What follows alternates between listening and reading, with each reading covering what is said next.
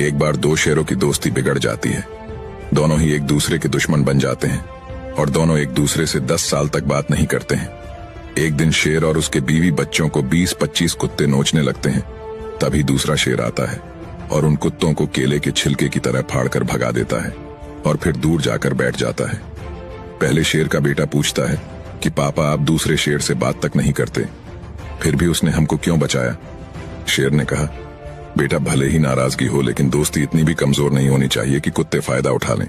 दो मित्र बचपन से साथ पढ़े साथ खेले। एक पढ़ने में होशियार, दिन भर पढ़ता रहता था। दूसरा पढ़ने में चोर, पढ़ता ही नहीं था। एक तो क्लास में अव्वल रहता, दूसरा मुश्किल से पास होता। 12वीं तक पहुंचते एक ने टॉप किया, दूसरा फेल हो गया। दोनों अब अलग हो गए। पढ़ने वाला मित्र पढ़ता गया, BSc, MSc, PhD, सफल वैज्ञानिक बना। 15 वर्ष बीत गए। वैज्ञानिक बना मित्र आज बहुत खुश था। उसे उत्कृष्ट अनुसंधान कार्य के लिए अवार्ड मिलना था। घर से निकलते उसे अपने मित्र की याद आ गई। सोचने लगा, पढ़ता नहीं था, कोई छोटा मोटा काम करता होगा। आज वो यहाँ होता तो देखकर खुश होता कि किस मुकाम पर पहुंच गया। तालियों की गड़गड़ाहट में वो मंत्री जी से अवार्ड लेने नजदीक पहुंचा। यह क्या आश्चर्य, मंत्री वही पुराना मित्र पास बुलाकर कान में बोला, साले मेरे ही आगे हाथ फैलाना था तो इतना पढ़ने की क्या जरूरत थी।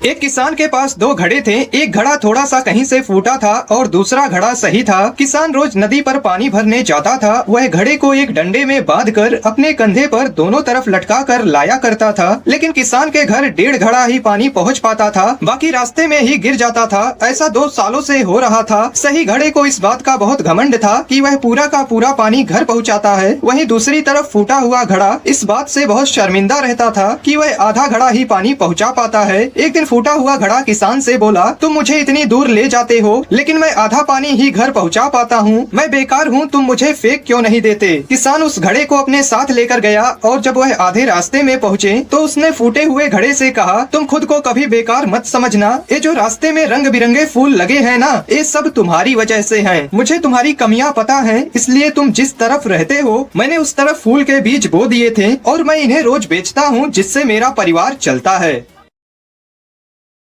ये आदमी 30 साल से जेल में था, लेकिन आज उसका आखिरी दिन था। वो खुशी खुशी सीढ़ियों से नीचे उतरा, अपने दोस्त को टपली मारी और बाकी कैदियों को अलविदा कहा। इसके बाद उसने अपना सामान और कार की चाबी उठाई, अपनी सुपर कार में बैठा और गार्ड को उंगली दिखाते हुए जेल से निकल गया। हाईवे पर स्पीड में गाड़ी दौड़ाते हुए वो एक पेट्रोल पंप पर रुका, दुकान के अंदर गया जहाँ उसने फिर एक कोल्ड ड्रिंक की कैन उठाई और उसे चुराने की कोशिश की। लेकिन जब वो काउंटर पर पैसे देने गया तो कर्मचारी की नजर उसकी हरकत पर पड़ गई। घबराकर वो फौरन अपनी गाड़ी में बैठा और निकल गया। रास्ते में उसने कैन को कूड़ेदान में फेंकने की कोशिश की, लेकिन निशाना चूक गया। कैन लुढ़कते हुई घाटी से नीचे गिर गया, जहाँ पहले से ही एक क्राइम सीन चल रहा था। वहाँ मौजूद 2 डिटेक्टिव्स को वो कैन मिली। उन्होंने उसे सबूत के तौर पर एक प्लास्टिक बैग में डाला, फिर लैब में फिंगरप्रिंट स्कैन करके पहचान पक्की की और अब दोनों अफसर इस आदमी को वापस जेल पहुँचाने के लिए तैयार थे।